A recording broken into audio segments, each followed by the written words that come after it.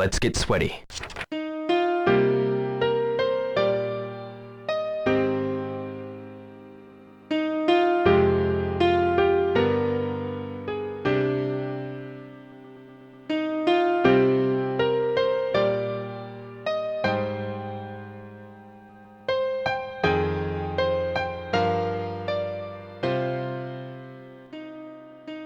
Hello and welcome to the Shenmue Dojo show. This is going to be a recap and discussion about the latest episode of Shenmue the Anime entitled Dignified.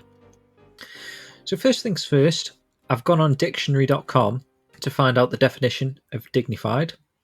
Apparently it's characterised or marked by dignity of aspect or manner, stately, decorous, possibly. So that then led me to try and work out what decorous or decorous meant, which is decorous or decorous, categorized by dignified, proprietary in conduct, manners, appearance, character, etc. So there's a couple of new words I'm going to try and slip in today's show somehow. But yeah, I'm James Brown, and as ever, I'm joined by the dignifiedly decorous Matthew Oliver. Are you feeling dignified, Matt? I don't know if dignified describes me or not, but yeah, I'm good, man. Buzzing off of that episode. How's it going? It's going good, yeah. That was a proper good episode on it there. And we just come out the stream there. I don't know if it's just the Shenmue 2 rose-tinted glasses, or like we're saying, for some reason it feels like we've seen more of Shenmue 1, so the Shenmue 1 adaptation, whilst still amazing, it's like on another level now with Shenmue 2. Is that just like the excitement kicking in that we're seeing stuff that we know in our heart of hearts that the majority of people out there perhaps never got into? If they're coming off the shoes of Shenmue 1, perhaps they didn't end up getting Shenmue 2, or they stopped playing around the forklift area or whatever. And so it's like kind of exciting now that possibly those people are watching the series and they're going to see some of the stuff that we've been pining for, and some of the stuff that made us so supportive of the series that we ended up propelling forward into a Shenmue 3. It's like, what have they seen in Shenmue that I haven't seen?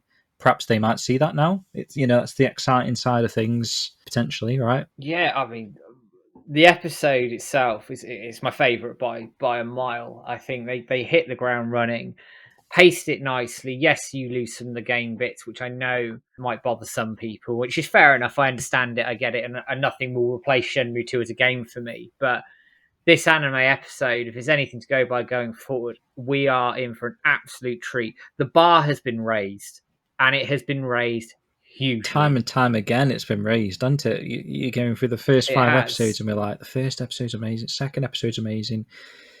I don't want to say we're biased or anything, but it is. It seems like it's getting better, especially now. And I really don't know how. Obviously, we're going to get into it in a moment, but from what they did in that episode, what they managed to squeeze in, but still keep everything ticking along nicely, back and forth. It's going to be really interesting to see how they take the rest of the Shenmue 2 game, adapt it into an anime form that we know and love. I'm just really excited to see how they do that. As am I, man. I mean, we are in for an absolute treat. I mean, the story obviously really kicks off with Shenmue 2 anyway, and I think it probably lends itself better to anime than Shenmue 1. But yeah. I'm astounded at what we got tonight, and I think, judging on the standard that we've already got tonight, we are going to be in for an absolute treat for the rest of this season. And I just hope we get a season 2 one way or the other after Shenmue 4, of course. Yeah. And it's, again, just thinking that far ahead, it's going to be interesting to see what they would do in a season 2 as well. The pace they're going, I mean, we've just been saying they could end up at the end of Shenmue 2 at the end of episode 13, right? I mean, yeah, we were told, judging going off that Crunchyroll Expo panel where they were saying like they've done most of Shenmue 2, to people that know the series, you would instantly think, okay, well, they mean that they're going to wrap up the rooftop scene, the end of Kowloon. But the pace they're going, and the fact that they showed the Guilin cave sequence at the start of the show, episode 1, it could be one of those things we were just mentioning where it could be like the end is the start kind of thing. So it's going to be really interesting. But let's just crack on anyway. So unfortunately, for the Shenmue 2 aspect of the series moving forward, the actual anime discussion and recap, it's just going to be me and Matt. as Titch has a few things going on at the moment. She's not able to commit to the show for the foreseeable future. It's nothing like we're boring her, or she, this an aspect of the show that she doesn't want to be part of. It's just the fact that she's got something that obviously we don't want to mention, but something's going on, and it's unfortunate, but it's completely, it's fine. It's not an issue for me and Matt anyway. No, definitely. But obviously, if anything does change, we'd have her back in a heartbeat. But you guys are just gonna have to put up with the sweet, dulcet tones of myself and Matt for the time being. But we do wish Titch well. All the best. I'll second that. Absolutely. Yeah. So, in light of that, Matt, could you please? Hopefully, it's not going to be a 10-minute thing, but if you could get us back up to speed with the quickest recap of the last episode, which was called Equal. Right. I'm going to try and do it within less than 10 minutes because last time was really long. So short story is it's a 70-man battle. So you've got Ryo and Guizhang fighting, and Ryo's thinking, hoping that Goro sees the number 17 that Ryo wrote on the floor before the fight. Cuts to Goro having a wee. He sees it and goes, oh hell, pees on himself, and then runs over to the Mad Angel's hideout to find Nozomi in there.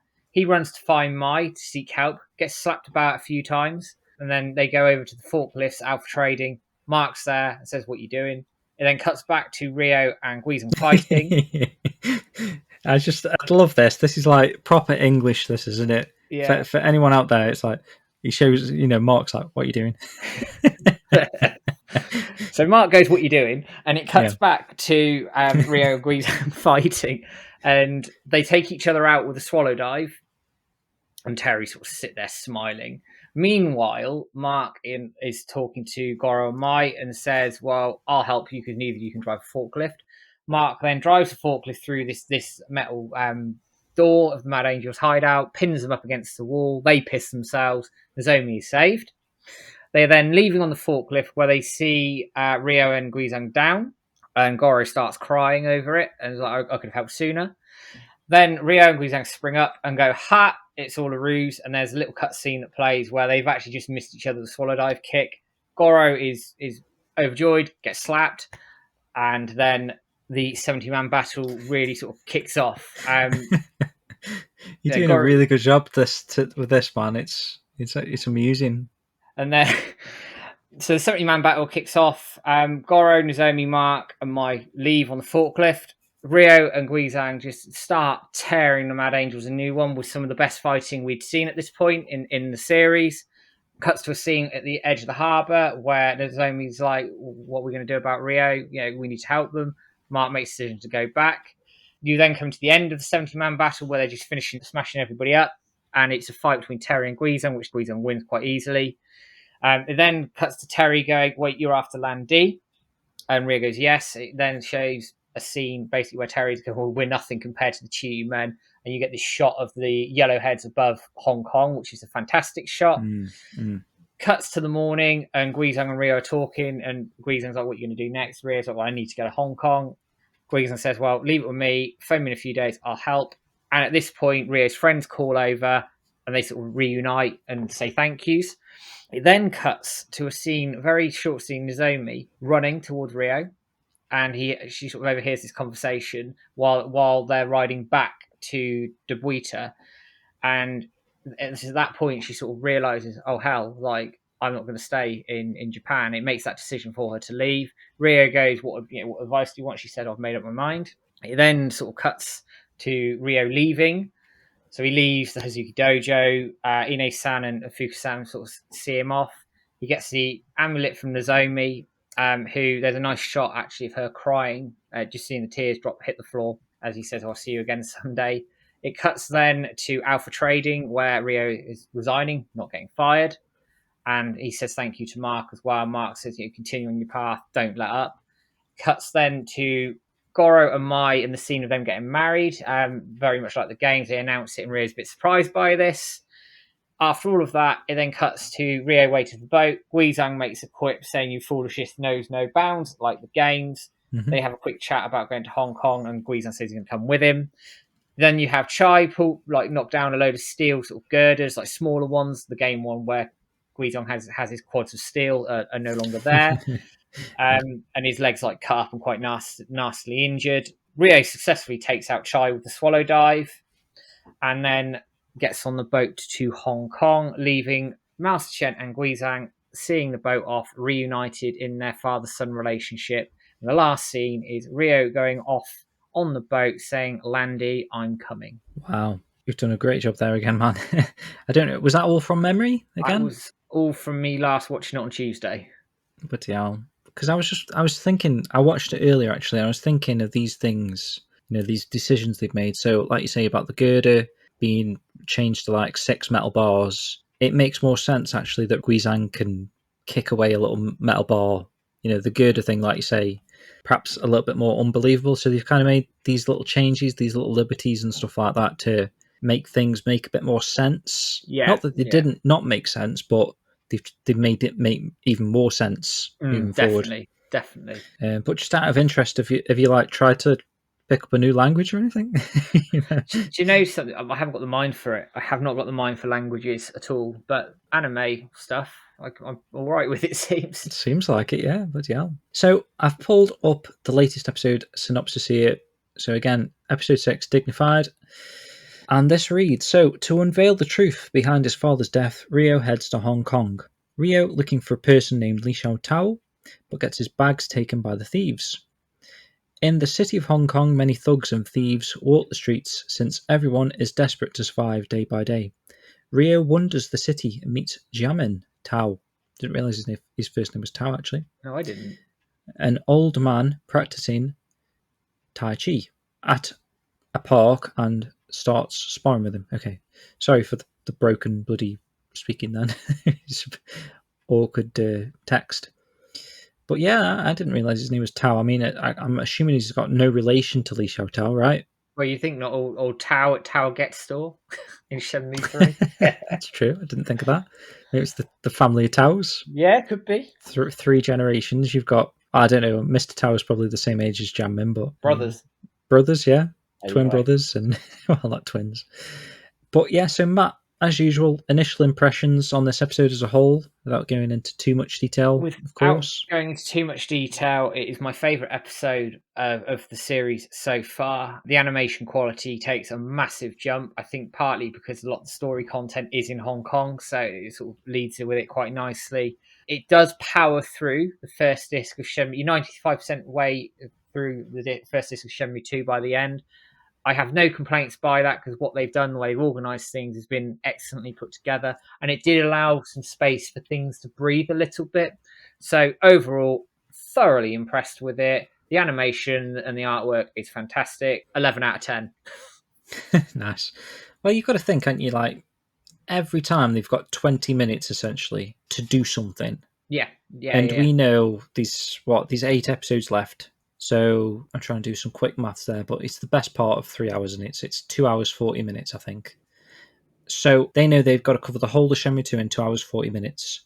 So I think what they did do in this 20 minutes that we're going to get into in a moment is adequate for this episode.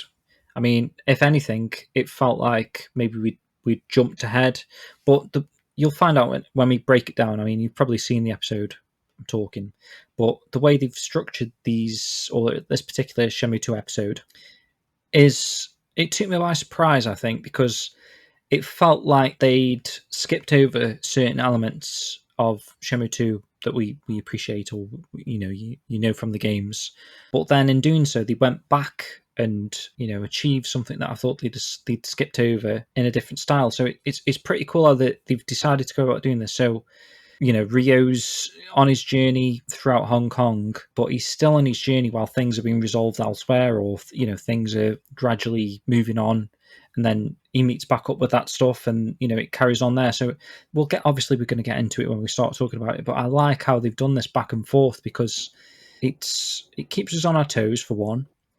It makes sense for two. Yeah. And it just works. I just, it's weird, isn't it? It's like you've played the game that much that you're set in your ways, but when you're seeing it in a different form, from a different brain, a different head, this should be here, or are we going to do this now and then come back to that? I don't know. It's just something about it is I don't know what the word is. It's not inspiring. I was going to say inspiring, but it's like it's just unusual. It's not what I was expecting. I'm surprised by what we're seeing, but in a good way. Yeah, I am as well. I think, like I said earlier, I think Shenmue 2 does lend itself more to anime than Shenmue 1. But to see a different take on this franchise, to see things moved around and it be treated with such respect in terms for the source material, it shows in the final product and the quality of the final product, the story of the final product, and the fact that the vast majority of people are behind this. It's trending on Twitter every week, for God's sake. It's leading the Adult Swim ratings every week.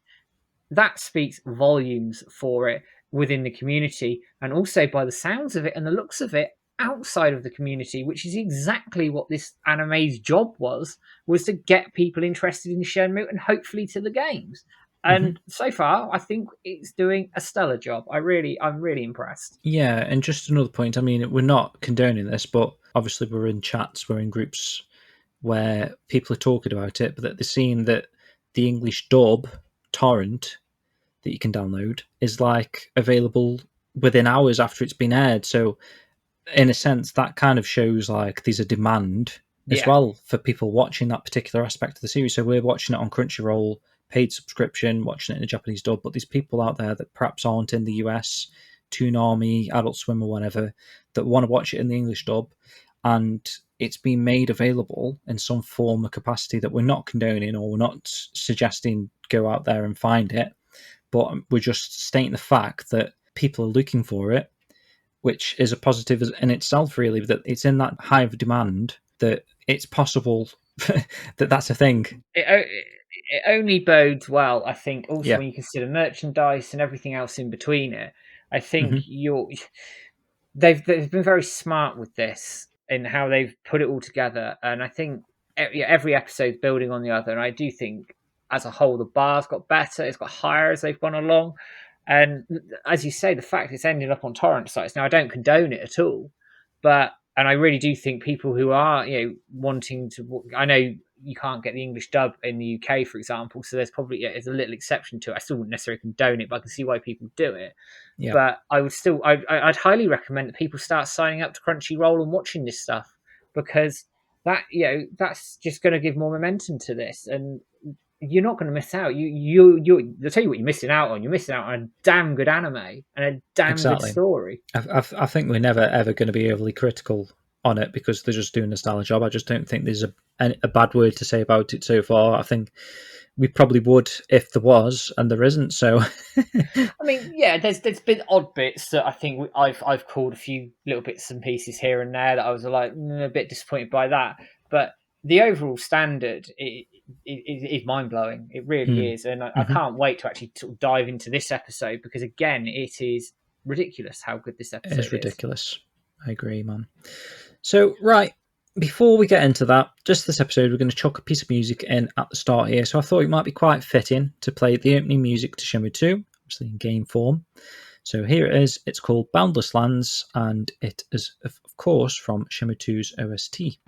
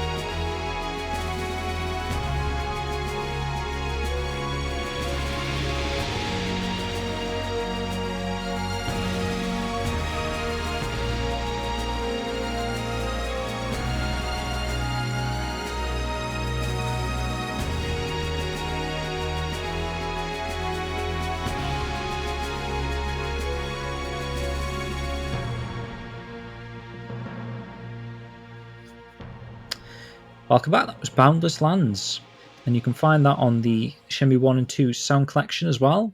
You can find Spotify, Apple Music, etc. Just search for Shenmue and it'll come up, no doubt.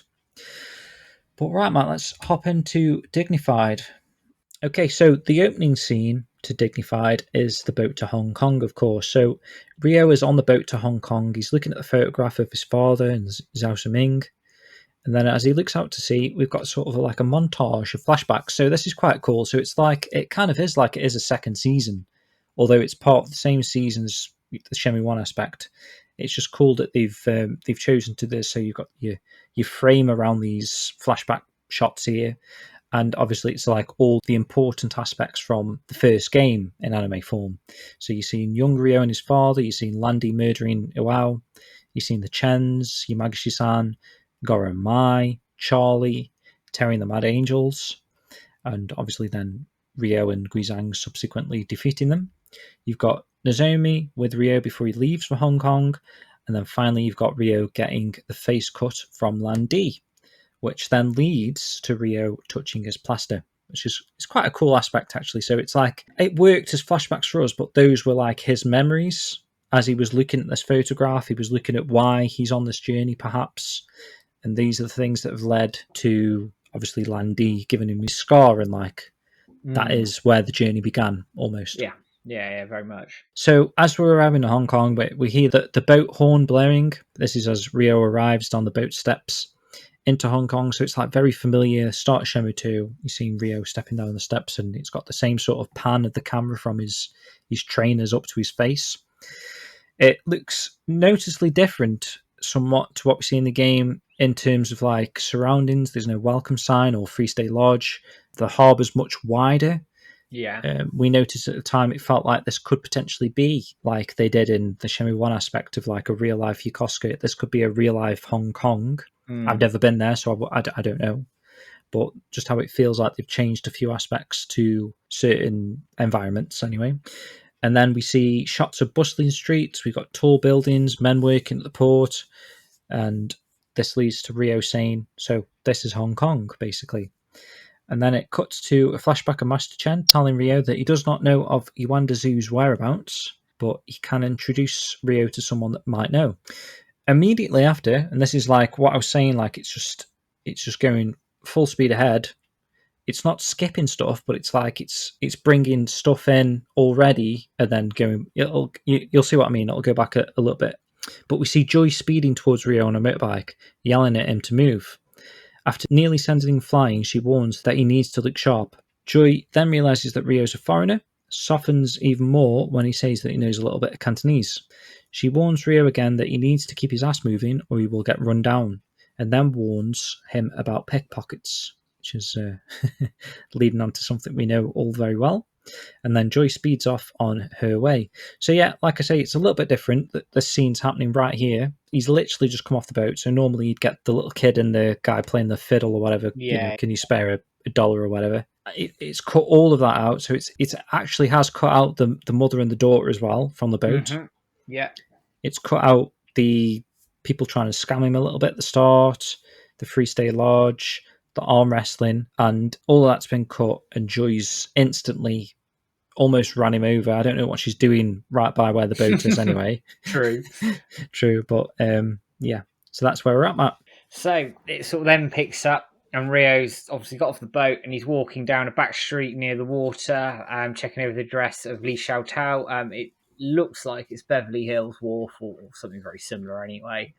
He's then distracted by a young boy who runs around the corner and asks him for help as they're going to kill him. And we know this young boy as Wong, and we know what's about to happen next. Ryo's then approached by Cool Z, Sam and Larry, who demand that Ryo hand Wong over. Ryo gets himself into fighting stance, throws his bag on the floor, while saying, "New town and a new country, but the same old pieces of trash," which did make me laugh a little bit. It's a good line.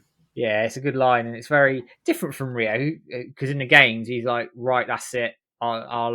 He says, I'm not the ones who are going to get hurt here," or something like that. But here it's a bit more of a quip, which I quite like. So the gang then realise Ryo is Japanese from his accent, and while distracted by this conversation, one grabs the bag and throws it towards the gang, very reminiscent to games.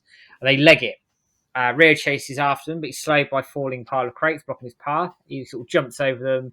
He's still chasing Larry, who has his bag, but soon loses sight of him into the bustling city when he leaves the alleyway. And then he repeats what he says earlier. So this is Hong Kong. It's like a proper welcome to Hong Kong, mate. You're out of your depth. Yeah, within seconds, really. Yeah, within seconds. And I mean, we know that in the game you lose all your money, but it sort of then moves into the opening titles. There's no changes to it. It's the same music and the same artwork there. And this is a new scene. We sort of come into the Hong Kong Police Department. So Rio, having had his father murdered, has finally gone to the police for an unrelated matter. Yeah, I mean, and obviously in Shenmue 1 aspect, Ine-san, was it, that phoned the police and got the police involved a little bit? They came to the property and, Rio was a bit stubborn. He didn't want them involved. But still, they covered the police aspect. So those people that were saying, like, why didn't he just phone the police? That was covered in the Shenmue 1 side of things. And then even now in Shenmue 2, it's like his bag's been stolen. If there was anyone that said, why not ring the police? Again, they're covering that aspect. Yeah, absolutely. Funny. So he sat in the police office and he got a shot of the Hong Kong flag because it was a British territory in the 80s, if people don't remember that. So it's the old Hong Kong flag with the Union Jack in the top left corner. It's good detail, that is actually good. Yeah, it's very good detail in there. Very reminiscent of the games as well, because I think you can see Union Jacks in the Dreamcast release, but I don't think they're in the new releases. Is that like the Golden Quarter where you can see those flags? Yeah, exactly. Cool. So he's sat in the police office and he's reporting the theft of his bag. And the officer he's sort of talking to isn't really that much help. He sort of says, well, pickpocketing is quite common. And he asks Rio how much money he lost. And now this is a change from the game because Rio confirms that he still has his most precious items in his pocket. So unlike the games where you walk into Hong Kong with about 3,000 Hong Kong dollars thinking, right, big spender, I'm loaded, and gets money nicked in the first 20 minutes, he has all his money. So, well, you've loaded up on lighters. Yeah, yeah. Well, we didn't know that at the time, did we? No, that's true. The first time you play. So I'm just wondering then, Matt. So what has he got in his bag then? So it must be sort of clothes, photographs, and God knows, it's probably just basic stuff, I would imagine. So just going off on that, I don't want to spoil the rest of our episode, but does he need to find his bag now? Do you think he's going to get it back? Or is this could be a way of the anime removing that aspect? Possibly. I mean, like this burden that he carries, he never gets it back, perhaps. I mean, we also know that Rio doesn't ever change his clothes, so he doesn't really need a bag. But on a serious point, I think, there will be clothes and stuff in there, so he does need it in that respect. But in terms of the most precious items, his money and documents and all the rest of it, obviously he's kept hold of them, so it's fine. And the mirror. Yeah. The officer actually makes a passing comment that Rio's Cantonese is okay to get by, and the officer sort of says to Rio, "I'll get in touch if they have any luck finding stuff." And he asks Rio where he's staying, and Rio's like, "Well, I haven't actually decided about this yet." And the officer then tells Rio to come back when he's found a place to stay. It's interesting because, like, knowing a little bit of Japanese, I didn't hear any Cantonese ever. So it's like they were using Japanese still, like even these Cantonese speakers, but picking up on the aspect that he can speak Cantonese. So I don't know if the at least the Japanese dub here was trying to make out that Rio was speaking Cantonese, even though it was dubbed Japanese, if that makes sense. Yeah, I think that's what. So that he was able to communicate. So it's like it's a way of the writers to say this is how he can speak to these people that are obviously Cantonese speakers. But now we've told you that fact, we don't need to brush upon it again. He's just speaking. Everyone's speaking Japanese because it's a Japanese dub. And if you ever question why is everyone speaking Japanese, we've told you that they're not. They're speaking Cantonese. Yeah. I know exactly what you're saying there. Because it's make believe. You can sort of get away with it, I suppose. And I know Yu Suzuki said, he was asked the question, he's like, "Well, it's a game. It is what it is." But I think just establishing that Rio knows some Cantonese just sort of keeps that in the back of your mind. So it's a good little it's a good idea, and I think people are quite happy to run with it. Good shout.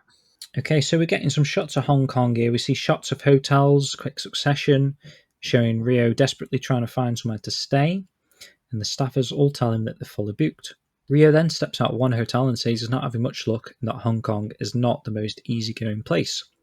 We're getting that that fresh fish out of water. Yeah, very The term much. phrases, do you know what I mean? Where it's like he's struggling with his new environment. But then he looks at the Phoenix mirror, considering himself lucky that the pickpockets didn't manage to get it when they stole his bag. And then he resigns to the fact that his search for Li Xiao Tao and Zhu Da is not going to be easy, which is fair enough. So we start seeing more shots of Hong Kong showing intense traffic, crowds of people, and Rio's seen asking around for directions. And whilst getting his whereabouts, we've got this familiar sort of environment now where Rio notices an elder gentleman performing Tai Chi in a park, which we know as Lotus Park. And this is all happening beneath a tree, striking red leaves, of course. We know it very well from the games. Rio is instantly curious and approaches the man, and we know the man as Jamin Tao. Again, didn't realise his surname was Tao, but okay. So Jamin notices that Rio is a foreigner and asks if he can speak Cantonese. He also instantly recognises Rio as a martial artist from his poise. He then asks questions of what style of martial arts Rio undertakes based on this. Rio doesn't actually tell him, but Rio says he's looking for someone, prompting Jamin to tell Rio that sometimes the best method to find someone is just to simply stop looking, which don't really know what he's getting at there, because if you stop looking, you're never going to find You're it. kind of stuck, aren't you? Unless he means himself, I guess. So he then asks Rio to spar, but Rio hesitates as he believes Tai Chi is not fighting with. But still, Jamin presses on and Rio begins to spar with him. So that kind of happens in the game, right? Yeah, it does, yeah. Yeah. So Jamin swiftly dodges all of Rio's moves, eventually getting the advantage over Rio. And during the fight, Rio has dropped the letter from Master Chen on the floor, which Jamin picks up, and Rio asks him where the Yantin apartments are. And then Rio promptly leaves once he finds out, and Jamin fails to stop him.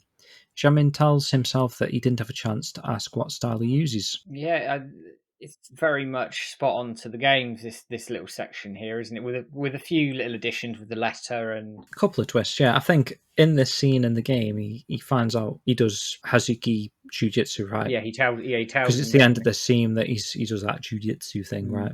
Yeah, that's exactly it. And then, but obviously here they've changed it up a bit, which is fine. I don't see the issue with that at all. I think it just fits the storytelling a little bit better. And again, it's that thing where it's like it skips ahead but then comes back, so it still resolves that.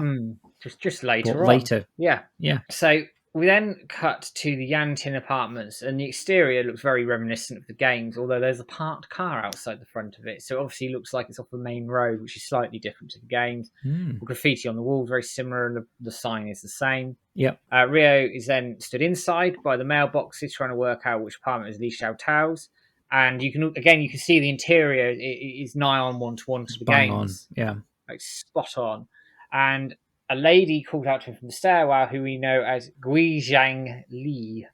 I don't know if I pronounced that correctly, but I've always said Guixang, but or Guixang. You know, the old lady anyway. Yeah. And she mistakes him for a land shark, and who obviously trying to make her leave her flat or apartment. And then she sort of twigs that Rio isn't one of them and is just a tourist. Does she actually say land shark though? Because I felt like I didn't pick that up in the Sure, I'm pretty sure she did.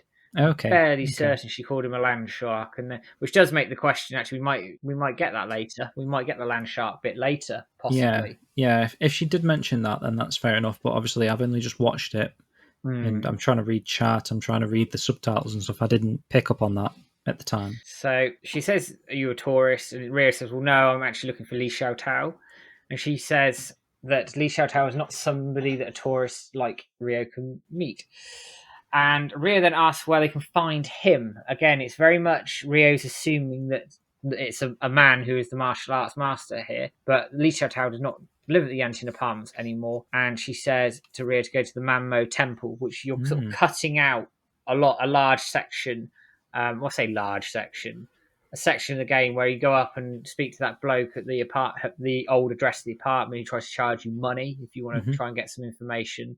And you go through into Wise Man's Hunting, Manmo, whatever, which eventually takes you to Scarlet Hills and Manmo Temple, which is where we end up. Yeah, and which, like I say, you've skipped him getting the bag back. Yeah. In this scene and staying at the Come Over Guest House and working with Dalin and stuff. All this has been skipped, but we shall see in a moment. We kind of go back. We do. We skip it ahead to skip back. We do. So we end up at Manmo Temple. and we see the shots of the stairs leading to temple from Scarlet Hills. Again, it feels very much like the games. He makes his way through the main sort of doors of the temple. You get this beautiful shot of the sign and the front of the temple with the it's got the steel sort of gate in front of it, which I'm told is reminiscent of the actual temple in Hong Kong. So again, I think that's a really nice touch. They've done that. Goes inside the temple and it's a bit smoky from the candles. In the games, it's not quite so much, but it is sort of that you can see it's very sooty on the walls and things like that. And a lady stood praying at the altar, who we know is Zhuing. And she starts leaving as Rio comes in, also known as Li Xiaotao, I should add. Mm-hmm. Rio sort of gets her attention and tells her that he is looking for someone called Li Xiaotao and asks if she knows him. She says she's only there to pray and can't help Rio, which is very similar, slightly different wording to the games, but it's the same idea, same dress and everything. And I found Zhuing's eyes are piercing. There's something about her eyes that tell a story. I was really impressed with that, actually. I was taken aback on stream quite how much they focused on her eyes in a conversation we're going to talk about in a minute. Mm-hmm. So as she leaves, a monk calls out to Rio, who we know as Han Hui Liu, and he asks Rio if he is looking for Li Xiaotao. Rio grabs his introduction letter from Master Chen, hands it to Han Hui, but he says, look, it's not enough to get you a meeting. He must not rush. When the time is right, what will be, will be. So it's a different twist on being told, do you know the four wood or voodoo? And Rio then goes off on his merry way. So he leaves the temple and notices that the lady, Zhuing Li Xiaotao, is outside. At this point, Rio obviously doesn't know who she is. And she asks Rio if he found the person he is looking for, to which he responds, no.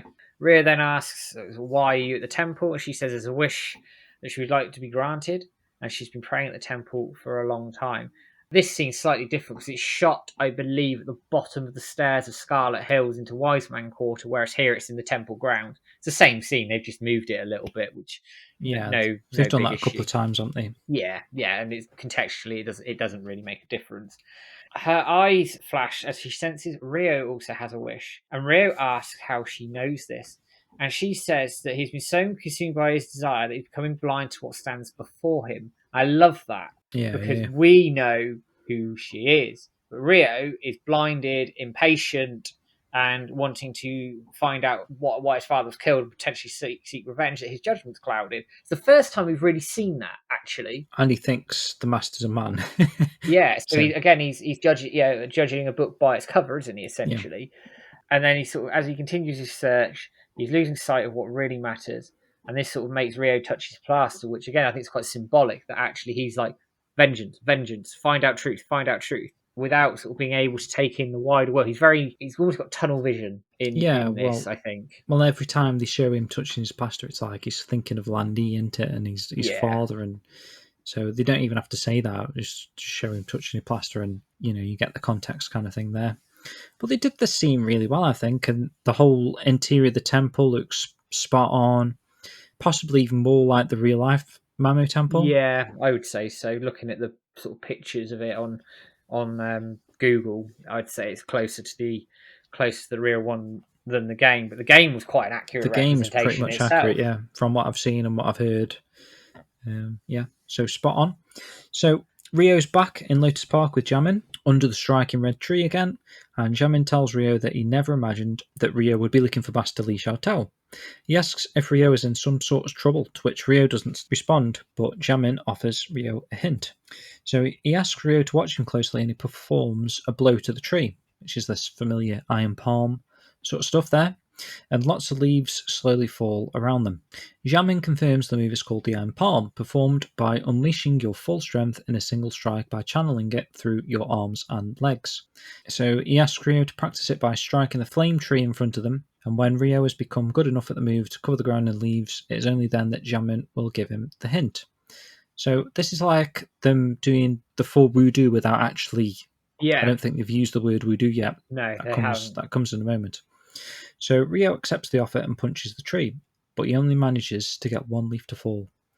So sensing the difficulty of the task, he asks if he really must cover the entire ground, which makes Jianmin laugh. Yeah, I like that. He's got a bit of a cheeky chappy to him, Jianmin. I like the added character to him. He's nice in the games. I think he's quite a good character, but there's a bit more to him here. Yeah. It's not like they've fleshed him out because, like you say, he's got quite a fairly big role at this point in the game, but they've added a bit more character to him. Yeah, for sure. Definitely.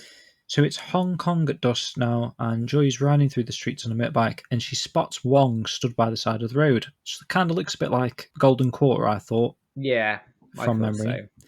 Stops beside him. She asks him what he's up to and claims the cops will be after him if he loiters around like he is.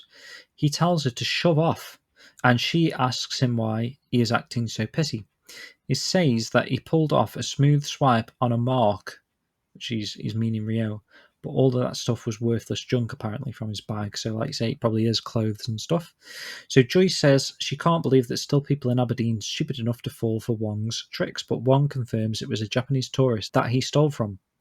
Which at this point, I think Joy realised who Wong had stolen from, basically.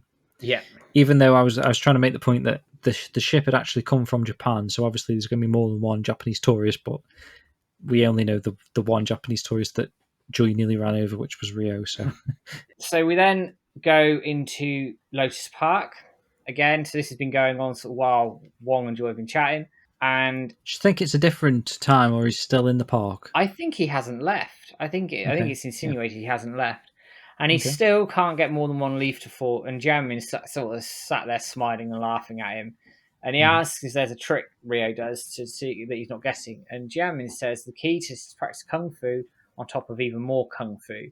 And there's no need for Rio to rush, and he will master it in due course, which is very sort of similar to what he said in the games. He says you need kung fu, and more kung fu, and more kung fu. And Rio sort of cuts and goes, I understand. And then like starts sort of practicing the iron palm again. So it's a slight twist on it, very similar, and works really well. Rio tells Jiamin that he doesn't have time to be doing this, and Jiamin asks if he thought it would be as easy as fixing up instant noodles, which I think is a random but quite funny analogy there. Yeah. And again, it's another sort of hint of Rio's impatience that they're starting to bring that in now. Because in Shenmue 1, it's all about his friendships and all the rest of it, whereas now his friendships are gone. They're not there. He's in a strange foreign country, and he's showing his impatience, his impetuous side, which is very evident in the games. It's very evident in Shenmue 2 when he's going through trying to investigate his father's murder, and it's mentioned all the way through. So they're obviously starting that theme now. Rio says there's a reason that he needs to meet Master Tao as soon as possible. Jianmin walks away from Rio, suggests it would be better if Rio relied on someone else for help. He reminds Rio that he won't find martial arts in Hong Kong that are equivalent to instant noodles. And then this is really cool, this is actually.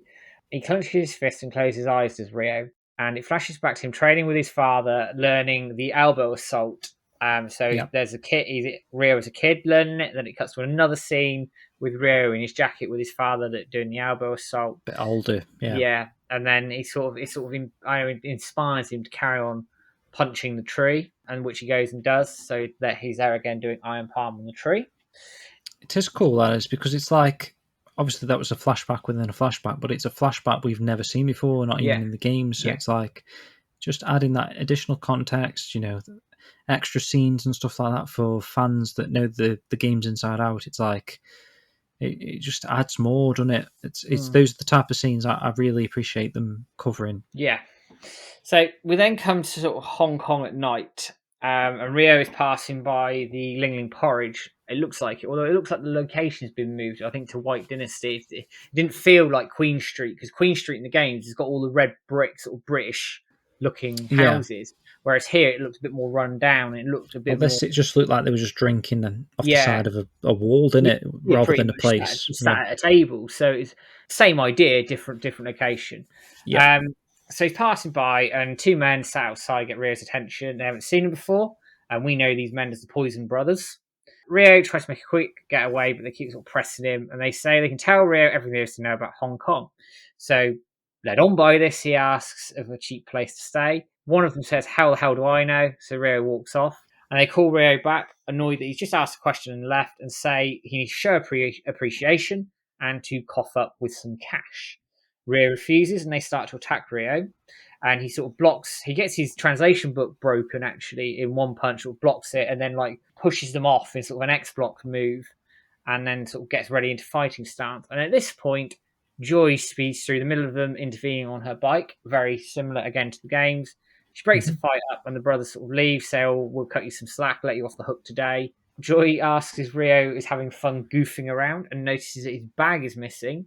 And last, when Rio was confirmed, it's been stolen by 4 guys, one of them being a kid. Right. Again, Okay. So there's your context for the scene of Joy yeah, speaking to Wong, and like I say, it's cool how they've done this. They've worked forward and then they're working back again, aren't they? So they're not skipping over stuff. Like at the time, it felt like they'd skipped the whole bag thing, but now they're going back again. And yeah, they hadn't yeah, forgot about it. And mm. again, it's just the fact they reordered it, but it works is actually it's testament to the Impressive. writing. Yeah, Yeah. very well written, I think.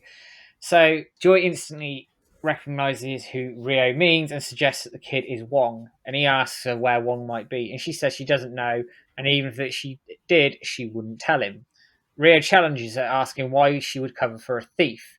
And he says after seeing Rio fighting with the Poison Brothers, Rio is clearly a tough guy, and she doesn't want Wong to get hurt by Rio.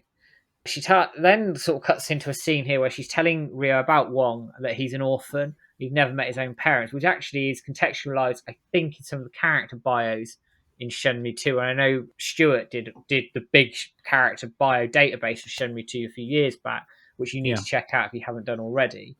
There's a lot of orphans anyway, isn't there? Yeah, there's a lot of I mean, it's this running theme a little bit here in Shenmue, isn't it? Like orphans and family, and not like fathers and not seeing them, or they die or whatever. So it's another addition to that. And he's doing what he has to do to survive in Hong Kong because he never met his parents. He was orphaned at a young age, and that anything goes in the city of Hong Kong. And desperation has increased since the UK is about to hand Hong Kong back over to China, which happened in, I think, the mid 90s to late 90s. I can't remember the year. 1997 rings a bell for some reason, but I'm probably wrong on my history there. So do you think they obviously, I don't know much about the history, but were they talking about that happening in 87, or is that just something they've added for... They were talking about it then, because the handover talks were happening for years before that point, because I think it was British territory for 100 years by the time they handed it over, if I remember correctly. Yeah. But again, my history might be a bit hazy on that, so someone can also correct me if I'm wrong.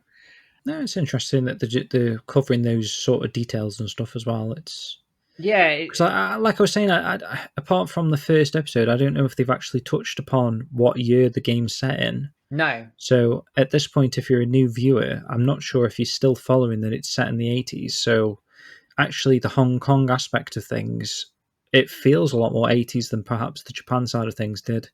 You know, the way people's clothing looks, just the way the environments look, it looks a lot more old-fashioned than perhaps the Japan aspect did anyway. I think you're right in that respect, and that added context around the UK and the handover and all the way it's presented. I just think it adds that context, that feel of the 80s, which I think Shenmue Japan felt more homely. But again, I think that's very reminiscent of the games as well. Funnily enough, it then cuts to a very short flashback to a young girl stood by a man, both in shadow, and the girl is crying, which I suspect is Joy, and might hark to the comics section where Guizhang saves her later on, just as a sort of side point there. So that could possibly come up in conversation, maybe.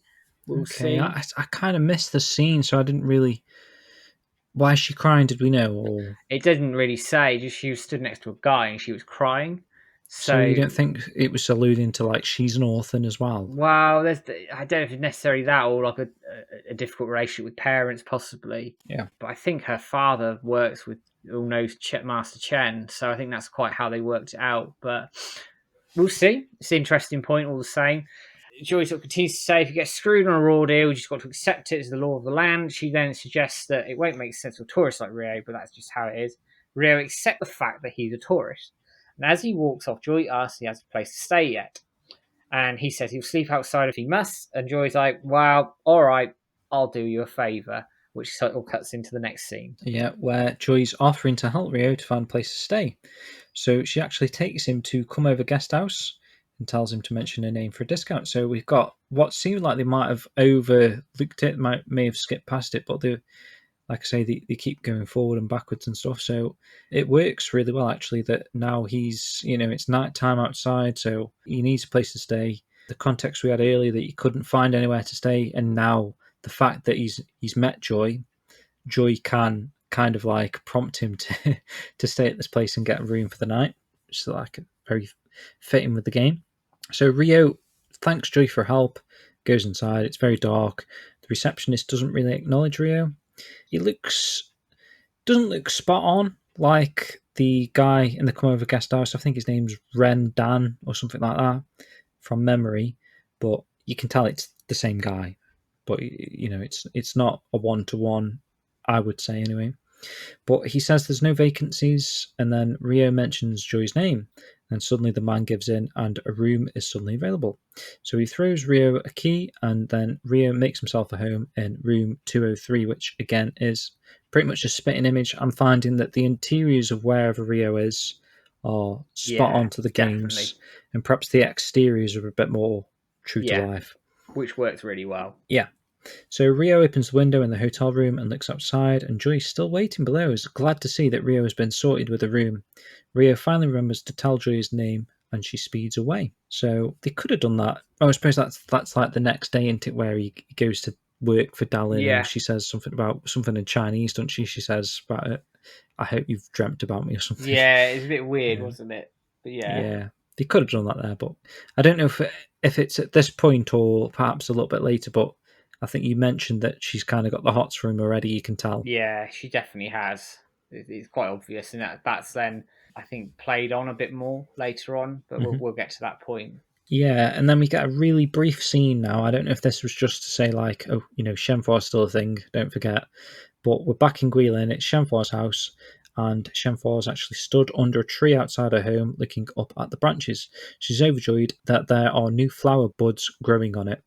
So I'm trying to think, like, date-wise in the game, I don't think it's quite getting to spring yet. So you were saying that the buds could be like an indication that things are progressing. Rio's getting closer, so it's like something's going on with this. I'm assuming it's the Shenmue tree, right? She's looking at. So it is Shenmue tree, yeah.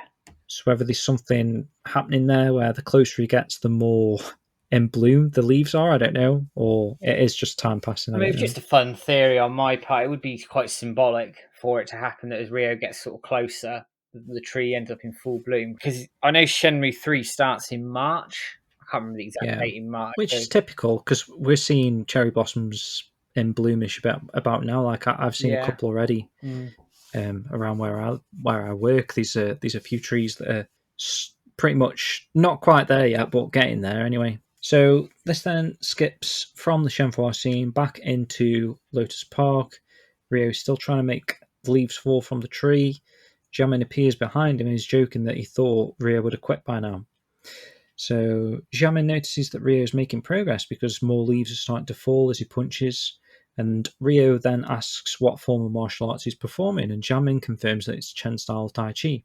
So obviously this is the same sort of thing from the game where he didn't realise that Tai Chi could be used to attack. So Jamin tells Rio that most styles start with focus and progress into gentleness, whereas Tai Chi on the other hand starts with gentleness and develops into force. And then he continues to tell Rio that a true purpose of martial arts got nothing to do with blindly inflicting harm upon others. So we're seeing like Rio learning these. He hasn't had many. He's had Yamaguchi Sananti in the park in the first thing. Yeah. Maybe Master Chen. Didn't really teach him another move. Maybe Swallow Dive that he knows off by heart at this point. Yeah. But this is probably the first time he's actually learning a different type of martial arts, perhaps, and a different sort of mindset from it as well, related to it. So based on what Jamin's told him, he kind of understands, and as we see in a short while, he's going to turn that back into him taking on this tree as his it's kind of the boss fight at the moment. So then we cut to a Hong Kong side street, and this is a new scene as well. And Rio is chatting with Joy in a dark side street, and he tells her that he wants his bag back from Wong, so he hasn't forgotten about it. Yep. Joy refuses to tell him where Wong is again, and Rio says there's nothing in his bag that is worth any money. He then promises that he will not harm Wong, and there's a glint in Rio's eye that confirms to Joy that he actually means what he said that he's going to do. So then we cut to a familiar scene here, Pigeon Park, and it does look pretty similar to the games in that respect. I'd have to watch it again to sort of confirm any little changes here or there, but I think broadly it's very similar. Wong is sat on the fountain at Pigeon Park, and he's watching a father and son together on the bench, spending some time together, sort of playing on his orphan roots here. Rio approaches him from behind and shouts Wong, and he makes a run for it when he realizes who it is. He then chases Wong through the back streets. They knock over the waitress that Rio managed to sort of catch at the last second. It's very reminiscent of the games. They're running through that cafe. Fight, yeah. You sort of, and if you don't get it, you sort of drop it. All the stuff goes everywhere. And then tries to stop Rio in his tracks by knocking down sort of piles of bamboo, which again I think similar in the game, doesn't work. It makes it back to where Coolsey, Sam, and Larry are hanging out, and he claims they're in trouble as the Japanese guy is back, and they can't believe it, and they sort of talk amongst themselves briefly, like, holy shit, he's back. They then try to attack Rio and are swiftly knocked back, and he pins a cowering Coolsey, Larry into some crates and asks where his bag is, but he doesn't cause any damage. He uses like the iron palm and the Tai Chi just to basically disarm them. Yeah, and I remember that. Yeah, that's cool.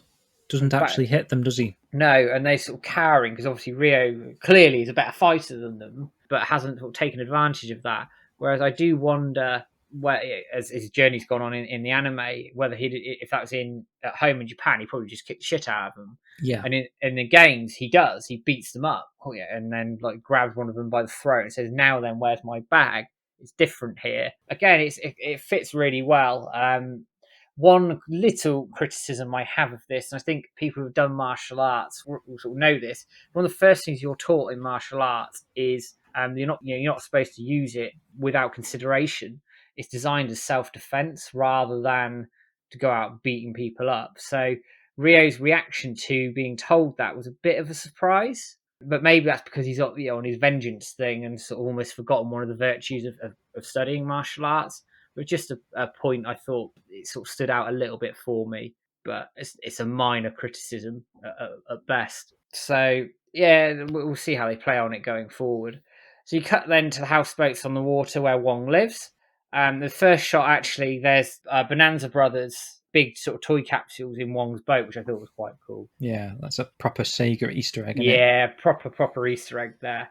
And then Wong says there's nothing in Rio's bag worth for cash, so everything's intact, gives it him back, and asks Rio not to go to the police about it.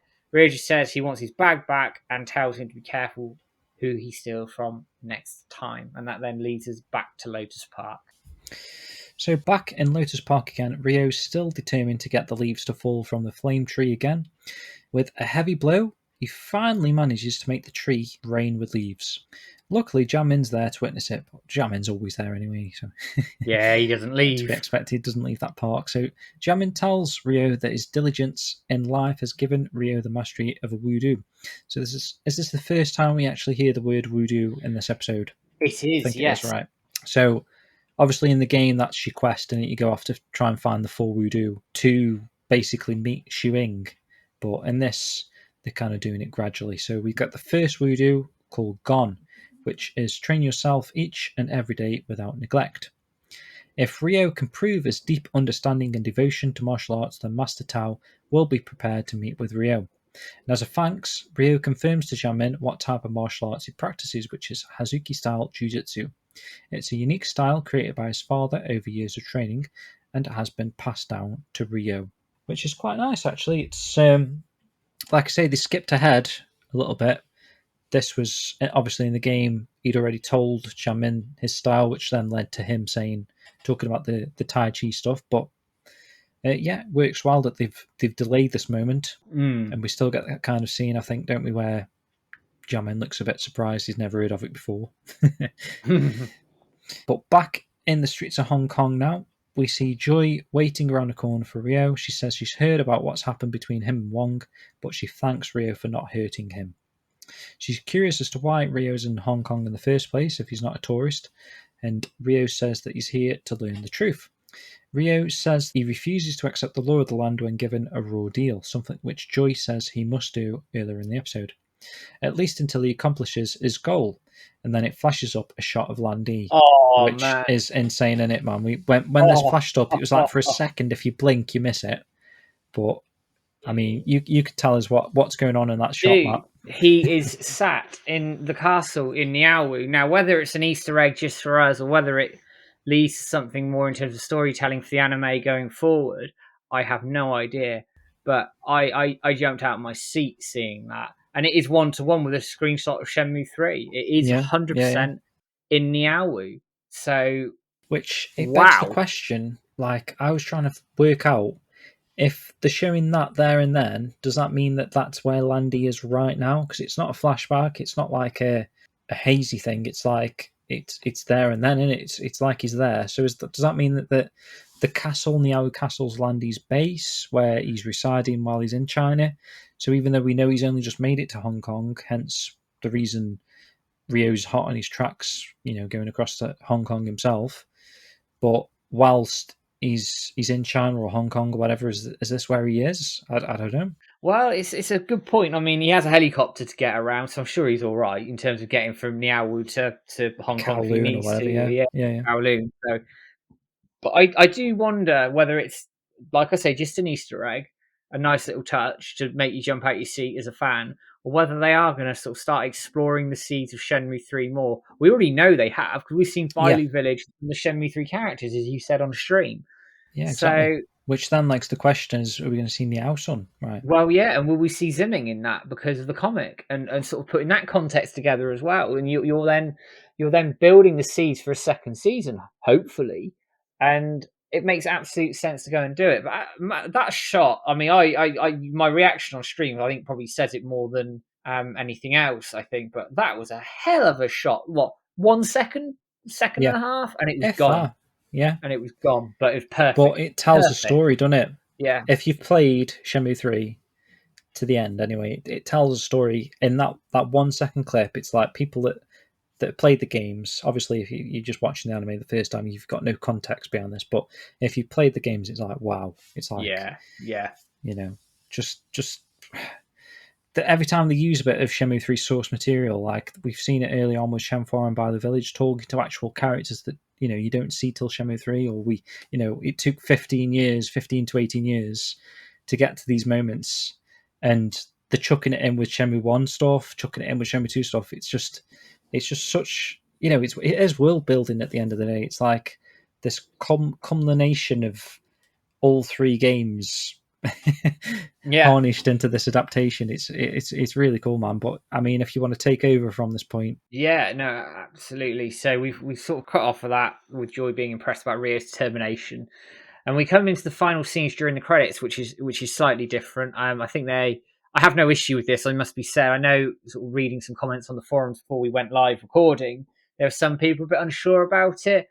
I don't mind it. I think if it gives us another minute of story and they need to do it yeah, here and there, do it. As it's long as only a it's, good thing, really, isn't it? Because you've yeah, seen the ending credits, well, 5 or 6 times at this point, and I don't know yeah. if they're going to continue this style or I this is don't a know. one-off. It But could be. it It could be. just gives you another minute of actual story, doesn't it? Yeah, it does. And Hanhui is at the altar of the temple, at Manmo Temple. Rio enters and recites Gon as one of the four Wu. Train yourself each and every day without neglect. Hanhui hears this and realizes that Rio has learned about the Wu, and then Rio states that he will visit Manmo Temple every day until Master Li Xiaotao will agree to meet with him.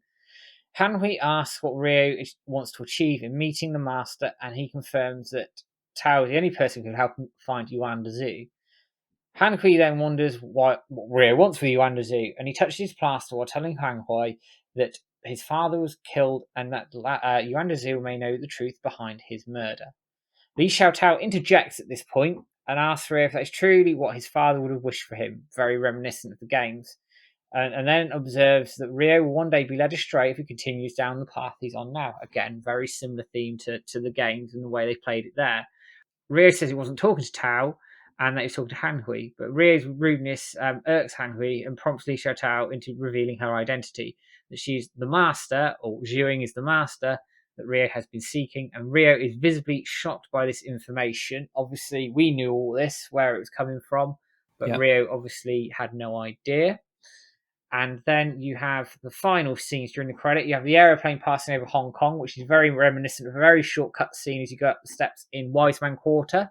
If you walk up the steps, it will give you a cut scene with a big aeroplane sort of going over and Rio looking up. And I think every now and again you get fighter jets as well. but again, it was a nice little touch. And you got Cool Z, Sam, Larry, and Wong in the shadows of a dark hideout. They're all facing a man who is currently hidden from view, and they are discussing Rio. The man turns out to be Ren, and who says that Rio is no ordinary tourist, and things are about to get interesting. Ooh. And it fades to black to end the episode. So we're getting Ren, I think, next episode by the sounds of it. You'd imagine so for them showing it at that point.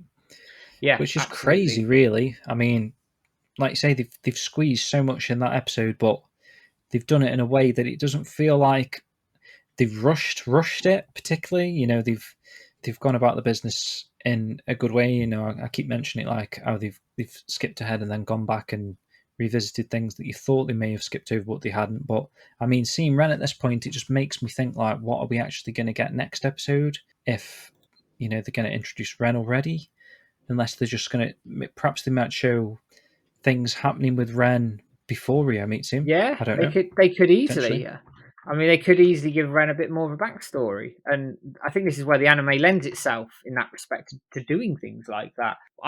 As I said at the sort of the top of this, at the top of the stream, we have nailed 95% of the first disc of Shenmue 2 in one episode. So you're leaving 7 episodes for the rest of Hong Kong, Kowloon, and potentially even Guilin at this rate, and I'm all for the way it. it's going, yeah, they could be going all the way to the end. I know in that Crunchyroll Expo they said most of Shenmue 2, but I could really see them going all the way to the end now, and then that would lend itself to like the end as the beginning that they showed in the first episode. So yeah, absolutely.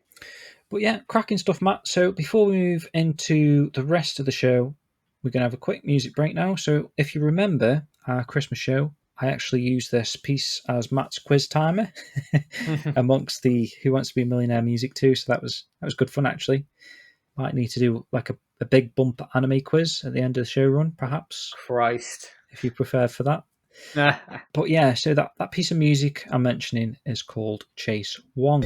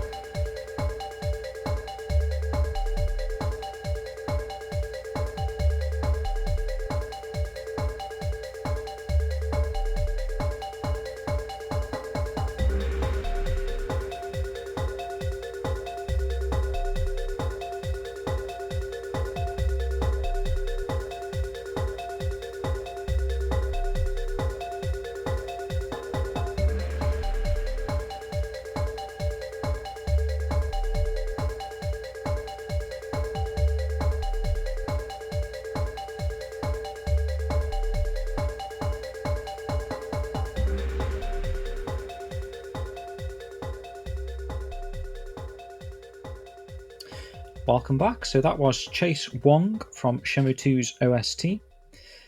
And so, Matt, we've got another short preview of the upcoming episode 7, which is called Future. What did we see in this trailer, and what do you actually think future actually means? Well, future, I don't know. I mean, whether it's sort of a glimpse into how Rio's going to move forward, I really don't know. But the trailer again, it's only about 30 seconds, and I'd probably say you don't get very much more than sort of 20 seconds when you have sort of the pre-reel and the ending reel. But it is Rio sparring with Zhuing, but this is inside the temple rather than outside. And Rio tries to beat her up using Swallow Dive, which she casually moves out of the way. They left in the sort of the ghosting that she does in the games, which is a nice touch. And then she grabs him, and I can't remember the name of the move that she uses. She puts her fingers behind his head. It's the exact same move in the games behind his ear, and basically said, "If I wanted to kill you, I'd have done it by now."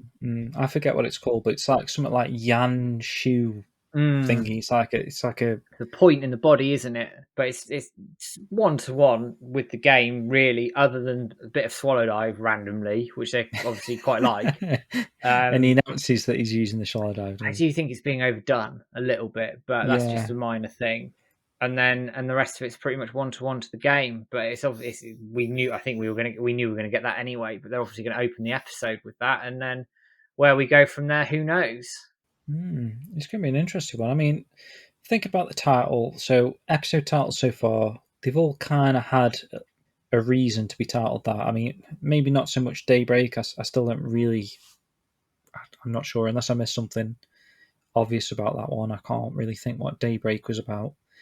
But the rest of them, they've all kind of had, equal. Last episode felt like it was talking about Rio and Guizhang, because obviously they kick each other at the same time and knock each other out at the same time. Some of the other episode names, Thunder Strike, was it the first one? Thunderclap. That's like the lightning as he wowed eyes. Then you got Daybreak. Then you had, can you remember the other two? Yin Yang, so that makes sense. Like the mirror stuff. Shackles kind of made sense with Nozomi being tied up. So, future, if you are to think about that, I haven't got a clue, man. Unless it's going to show stuff with the house on, maybe I don't know. Or I mean, they've shown Ren, but there's nothing really future-y about that, is there? No, I can think of from the game. I think your theory could well be right, that they sort of go a bit further ahead into what Rio could see and expect to see, and who's going to be waiting for him, and maybe set those seeds for Shenmue 3's content.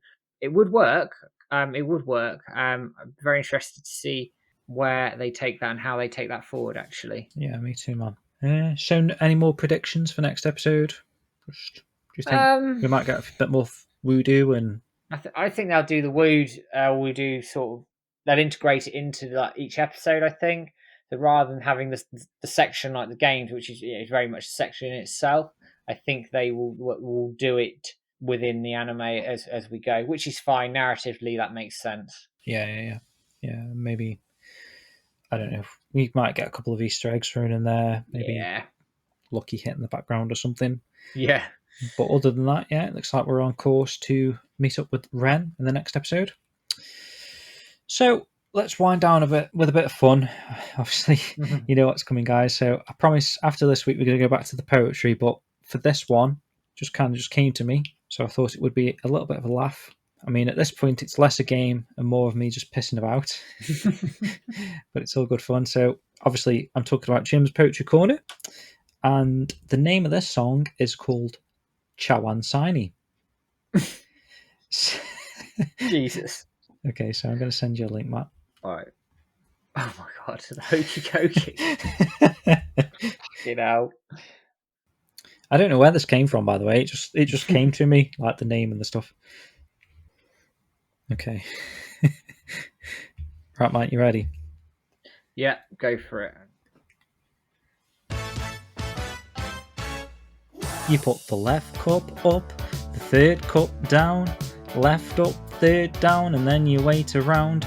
You do the chow and signy, then you look around to see what it's all about. Oh, the chow and signy. Oh, the chow and signy. Oh, the chow and signy. Horse down, cups out, wait. You put your left cup up, the third cup down, left up, third down, try it in every town. You do the chow and signy, then you wait around, and that's what it's all about. Everybody now, oh, the chow and signy. Oh, the chow and signy. Oh, the chow and signy. shoulder tap. What was that? Note, note, note. You put your left cup up, the third cup down.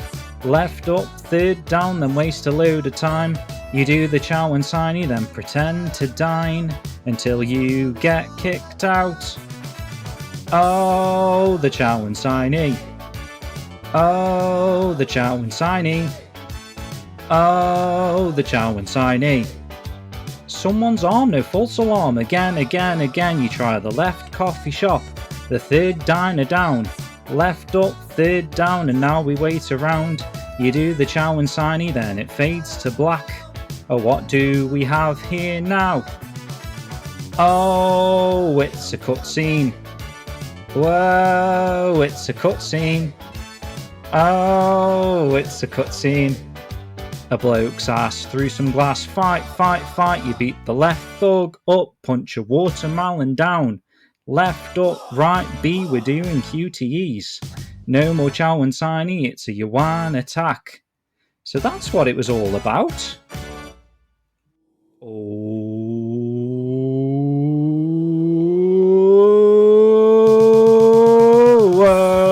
the chow and signy. Oh, the chow and signy. Oh, the chow and signy. Yuan falls down. What a clown, we won. Oh, the chow and signy. Oh, the chow and signy. Oh, the chow and signy.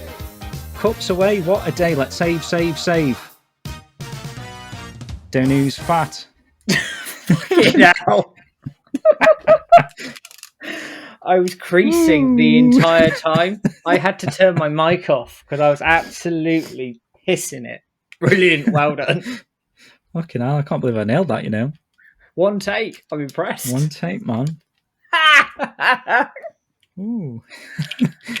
Jesus I don't Christ. know if you joined in. I did say everybody now. I was creasing. I was absolutely creasing up. I wouldn't be able to if I wanted to. Oh, well played. Glad that went well. Agadoo next week. Yeah, Agadoo.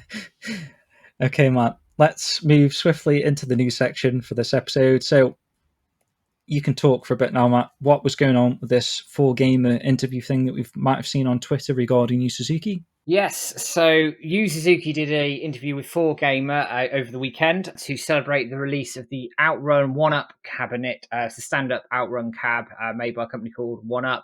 They do all sorts of other cabinets like Pac-Man. I think they've done Turtles. They may have done Mortal Kombat as well. It uses emulation, I believe.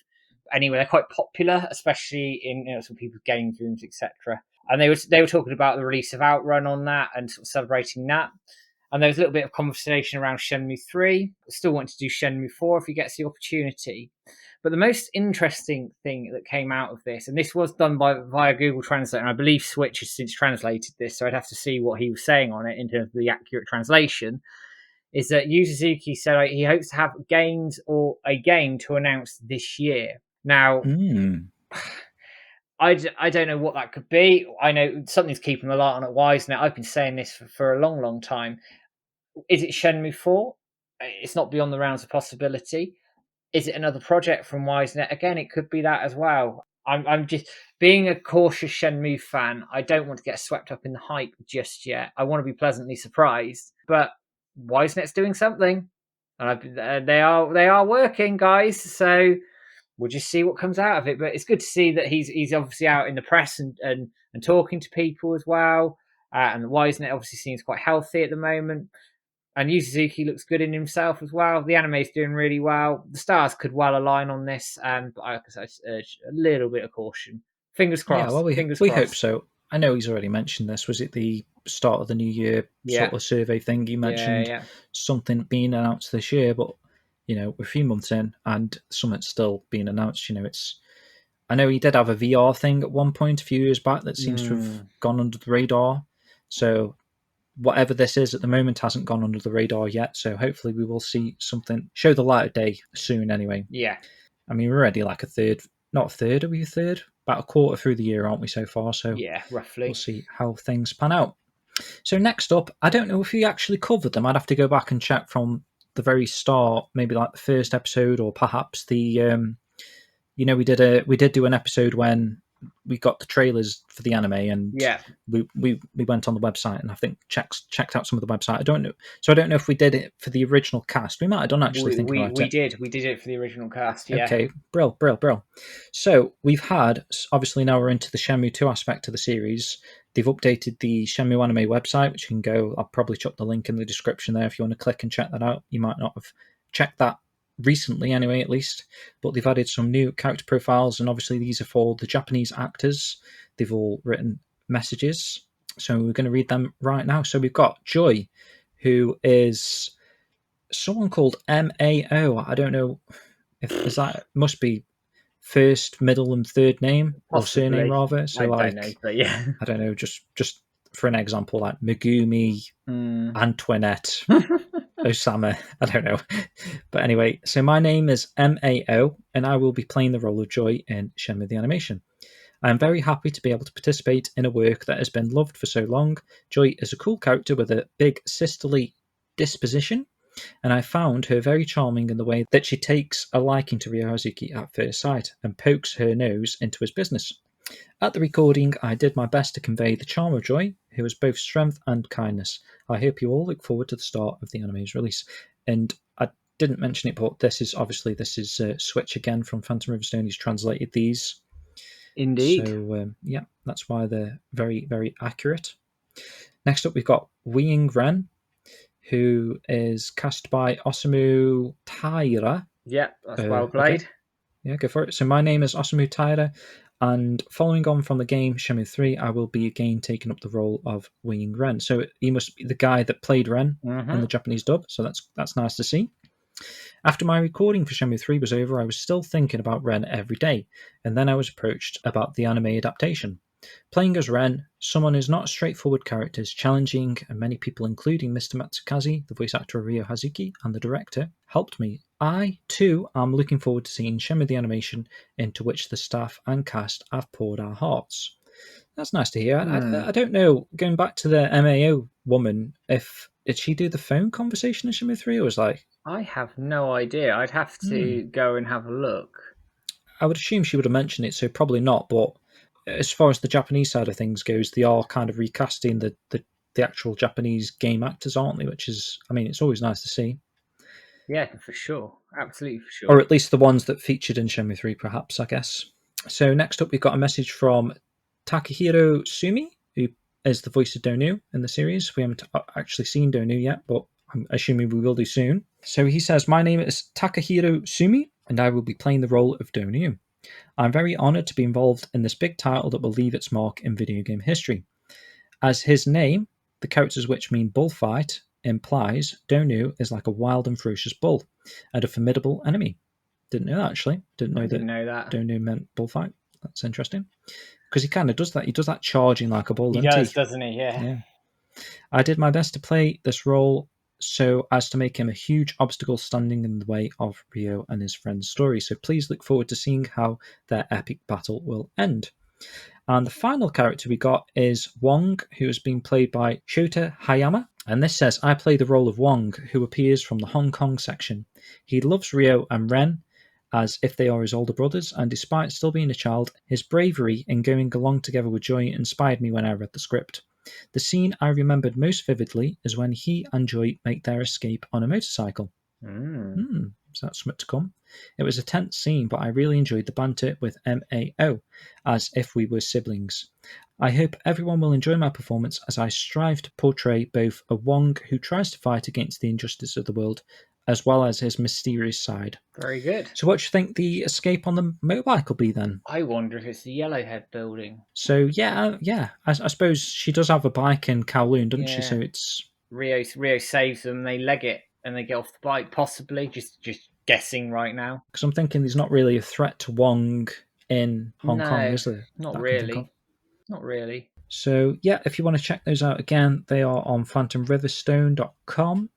So this was all stemmed from an update to, like I say, the Shenmue_anime.jp website, which gave us not only those new character bios, but we also got a release date for Japan, which is, it's just got a date of April, so I don't know what day in April. No. I mean, it's quite close, so I would have assumed they should know that by now, right? I imagine they have some idea, and they were going to say that like, the streaming options, etc., are going to be announced very soon because you can't get Crunchyroll in Japan apparently. So yeah, it's obviously it's coming soon in Japan. It's weird that we got it first. I'm not complaining that we got it first, but it's weird that we got it first. But I'm glad they can join the party because they're going to be in for a hell of a ride. Yeah, and also, whilst it's weird we got it first, it's weird that they're getting it before the show run's finished. Mm. So, which then leaves the question: is it going to be released fully in Japan while we're still waiting weekly? It could be. They could release it all up to the point. I mean, it depends when they release it because by my calculation, the last episode of the run here would be the 1st of May, if I'm right. And I could be wrong on that because I've just done it very quickly in my head. So Yeah. you would think any time in April we could be in sort of anywhere between sort of episode 9 to episode 13 at that point. So So it could be like very late April of the planning. Yeah, it could maybe be. like the same release date as episode 13, perhaps. So we get episode 13, they get the whole series show run in one chunk, perhaps. That could work. That makes sense, doesn't it, when you think about it? Because I'm thinking they're probably not going to be weekly. So in a sense, if they did get it at the start of April, they'd be ahead if they get the show run, complete show run. Yeah, they would. I don't know if they'd do that because of leaks and stuff. Yeah, and that might be a struggle for us. And obviously, it's going to be Japanese with Japanese subs, not English at all. So I don't know. That's one to look out for anyway. Especially, I don't know if you're a Japanese listener listening to us and you didn't know that news, and we just give you the news there. I don't know. But along with that news, there's also the news that the opening track and the ending theme are being released, well, digitally, right, Matt? Yeah, that's correct. So, first off, Undead Noid by Kashirio Ito is going to be released on the 18th of March across Spotify, Apple Music, Deezer, and you can also buy it to keep off of the iTunes store. I do think it's sometimes, difficult to get music from the Japanese iTunes store because I think it's quite tight in their localization. But Spotify, I imagine, would work. It allows you to pre-add it into your playlists already, so hopefully it'll work. And then on the 25th of March, Narudora's Symphony will release again on the same platforms. So this is the start, I think, of the merchandise. This is the start of hopefully the soundtrack, the t-shirts, the statues, the Blu-ray and DVDs and everything else that I hope they do. So keep an eye on the sort of page here. And actually, they put a new piece of artwork in here, which is the warehouse from one of the harbour, which is quite a nice shot as well. So again, I think they're slowly starting to ramp this stuff up. Yeah, so what Matt's saying there is on the website, I mean, it was greyed out. It was the other day when I checked, but now you can actually click on products, and at least at the moment, these two singles are part of the products. Yeah, so whether or not we're going to be seeing some actual physical merchandise soon at some point. Well, fingers crossed. The only thing you can't click on at the moment is special on the page, and I don't know what the hell that's going to be. But we'll I wonder if that's going to be after the show's finished, perhaps. Possibly special edition Shenmue 4. Hopefully, yeah. Or some behind the scenes stuff, perhaps after it's finished. Well, I'm thinking perhaps like when it's actually released in Japan, they might start releasing products. I don't know. That's just me thinking like it would be strange to like start doing loads of things before it even hits Japan. Yeah, but I don't know. We'll see. Yep. So moving on. Next up, I should have spoke about it last week actually because it was more relevant last week, but it's still relevant if you're interested in this. So this is Suka Pass. There was an update. I think it was 1.7. It does ring a bell. Does ring a bell. I mean, I should know that because obviously I'm working with Switch on that to kind of keep restoring certain aspects from Shenmue 1's original passport disc. We kind of got it quite good at the moment. I think I'd probably say we're about 90% of all the original content there is accessible on Suka Pass now. So if you ever experienced the passport disc from Shenmue 1 on your Dreamcast when you connected to the internet on your modem there, and you've got a bit of a nostalgia towards that kind of aspect, go on to sukapass.com, download the latest update, which includes some extra stuff in the theatre area. So we're going above and beyond, really. So now in the theatre aspect on the passport disc, back on the Dreamcast days, you were getting videos cutscenes, basically clips from the game as you play through it. And I think I remember you saying, Matt, that you were always like one short for some reason, or a couple of short question mark things. So they're all there. You can unlock them as you go along. But we've also added a couple of new tabs at the top now, one for anime and one for Watch Shenmue, like beta footage. You can also find the Saturn Shenmue footage on that tab, which is quite cool. We're hoping to expand that with some more beta footage of the games, essentially. But the anime tab's quite useful, especially for people listening to the show. So if you're ever curious about previews or videos that you may not have noticed on YouTube or on the Shenmue Dojo channel itself, they're all collected there on Superpass. We're not showing actual episodes, of course, just these publicly available preview clips. So you'll be able to find, probably as you're listening to this, the episode 7 future preview is available on Superpass to watch there. And so just check out the app in general, because there's loads of stuff on there, especially if you're an avid fan of Shenmue 1. There's lots of character bios, place bios, music, and just loads of content. So yeah, give it a check. Check it out. Moving on, by the time you're listening to this, there's probably about 10 days left, I'd say, the kickstart of Shenmue World Issue 2. So make sure, if you're planning to back that, you go and do so. And potentially, as you're hearing this, there may be some new issue 1 and 2 packs on there. I'm trying my best to try and collect another 50 packs that we can put on there for people that may have missed out on issue 1. I've probably got 10 people so far asking if we can do a reprint. So obviously 10 people is not enough to do a full-on reprint, but we do have some stock of the first issue. I just didn't have like stock of the extras, so I've ordered some extra sticker sheets from the first issue pack, so hopefully I can make that up now and make another 50 packs there. So if you're interested, you missed out on issue 1, go check that out as you're hearing this probably, or just back issue 2 if you already got issue 1. And like I say, you've probably got 10 days left, so I don't know if you'll hear this again. You probably hear it one more time, thinking about it. But other than that, Matt, you teased interviews last week. Are you any further on that, do you reckon? Do you reckon by this listening, you might have released one potentially? Well, potentially. I did, I think, well, as of recording this, it would have been yesterday. I interviewed Adam Scipione, who is the creator of A Gamer's Journey, the definitive history of Shenmue, the Kickstarter documentary, which is now finally nearing its conclusion. I can't wait to watch that. Adam sat down with me for about an hour. It's all edited, ready to go. So you may already have heard this by the time you listen to it. We've got to work out when to release it.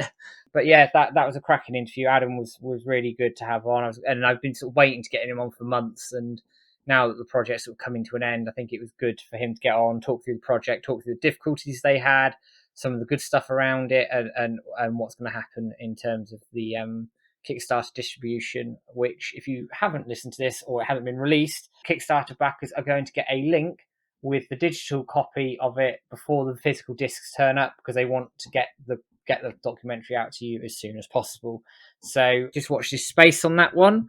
Mm-hmm. Otherwise, I've got a couple of anime voice actors from the English dub lined up. I'm doing one in a week's time, just before we stream, actually. So that's going to be a tight squeeze on Sunday when I do that one. And I've also got the voice of another, probably one of the more divisive characters in Shenmue, Yobro, anyone? I've got his English voice actor as well, which I'm recording at the end of the month. Very good, man. So yeah, some good interviews there. And I will say, I think it's testament now to Adam. Like, we're obviously very close with the documentary releasing these. I noticed he also did a bit of a chat and interview with the Megavisions guys as well. He did, so yes. Yeah, it's very much on the cards now. Moving forward, you can expect that very soon. So that's very, very exciting. And then other than that, you just got your typical blog posts and everything you'd expect within a week of Shenmue Dojo at the moment. Cranking that content out for you all. Hope you're all lapping it up and enjoying it. But we're going to delve quickly into some forum posts on last week's episode, Matt, just to round off the show. Yep, let's do it. I'll start with the first one. So this is from Tomato Convenience Store, who says, I loved it. I think the cliffhanger from episode 4 into the 70-man battle in episode 5 paid off pretty well. I do like the subtle changes, like Guizang going along with the plan to fake being knocked out. It makes more sense that they're able to continue on with the 70-man battle afterwards. Mark driving the forklift throughout the hideout was a bit cheesy, but I definitely embrace that stuff every now and again. Agreed with the sentiment that they did a great job narrowing the focus to a few side characters so that it would pay off this episode. I think that the very end of the episode shows that Ryo's focus is starting to turn towards revenge. Landy in brackets is put.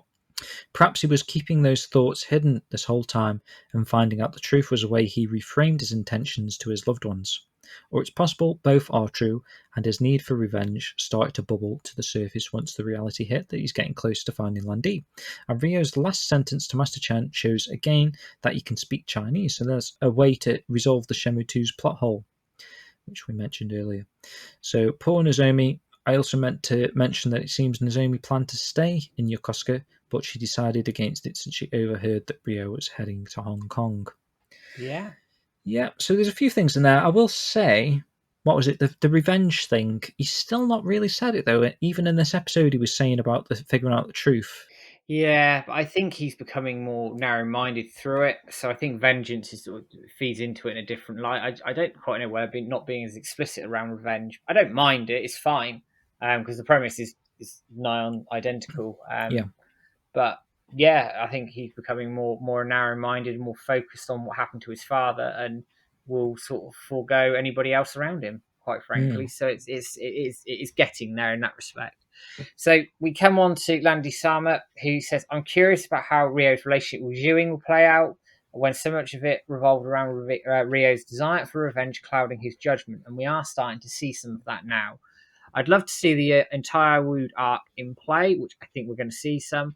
But after 5 episodes, Ryo hasn't mentioned revenge once.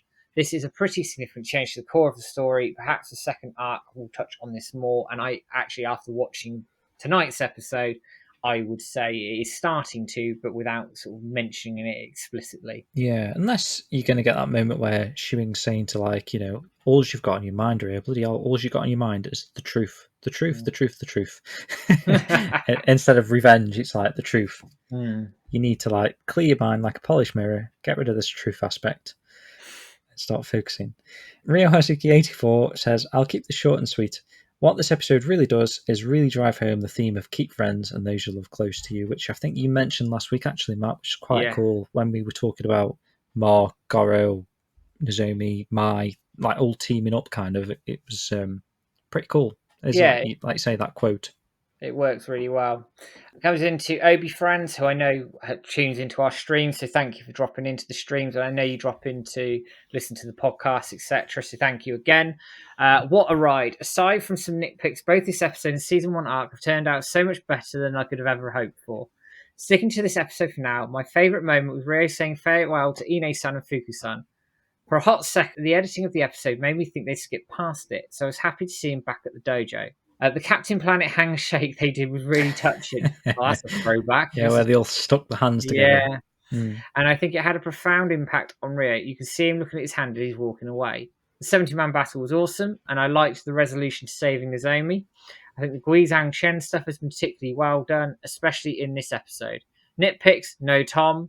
If they'd have spent 1 minute establishing him in the harbour, he could have helped save Nozomi. I can see the point there. It was a bit of a throwaway in the end. I can see where certain people would think that's a bit, they could have got him in a bit more, but it is what it is.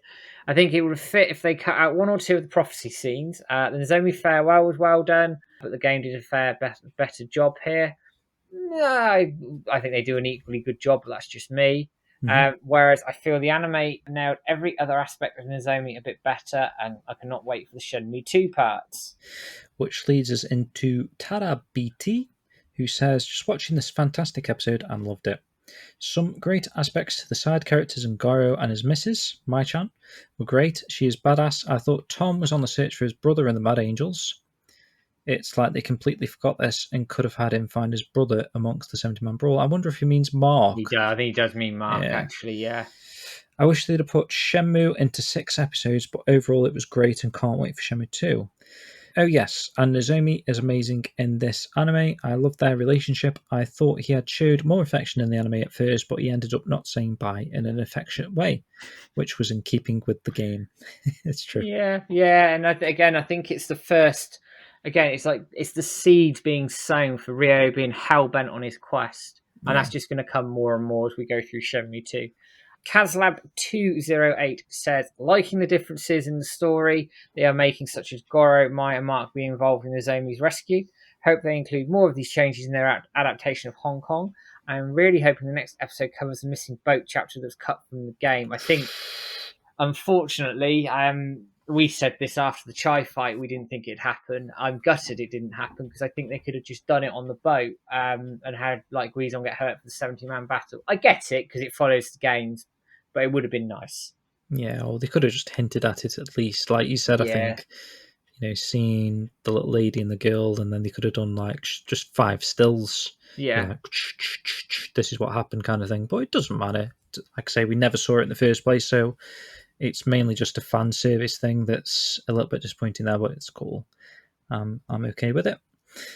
Hazuki00 says, I have loved every episode and this one wasn't going to be less. I liked that they gave Nozomi more protagonism, don't know if that's a word, than in the game. However, I missed some moments from the game that weren't in the anime, like Tom teaching me the tornado kick to Ryo. I didn't like the rearrange of Nozomi being saved by Goro, Mai, and Mark. I prefer her to be saved by Ryo as in the game. Obviously, they can't put every scene from the game because that would make the anime much longer, but as I said, they didn't include important moments, in my opinion. I know that it's a Japanese culture thing, but I'd have given a strong hug to Nozomi if I were Ryo when he runned into her in the park.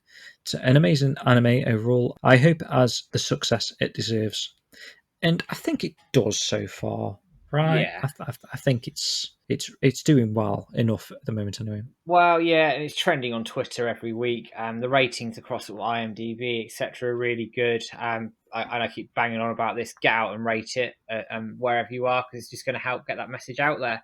Mm-hmm. And the last one is Miles per Hour. Guys, this was so damn good. Easily my favourite episode so far. I loved how they utilised the supporting characters. I think this episode actually made me prefer the anime version of Nozomi over her game counterpart.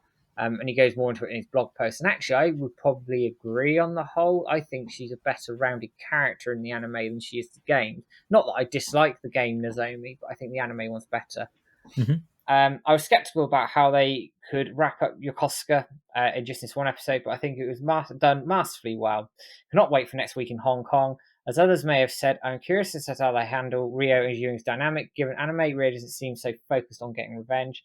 Perhaps she'll simply try to warn him it is a dangerous quest regardless. And I think they've sort of, again, touched on his single-mindedness clouding his judgment of what's in front of him. I do wonder if they'll start again sort of going around the whole thing, clouding his judgment and the wrong path that he'll go on.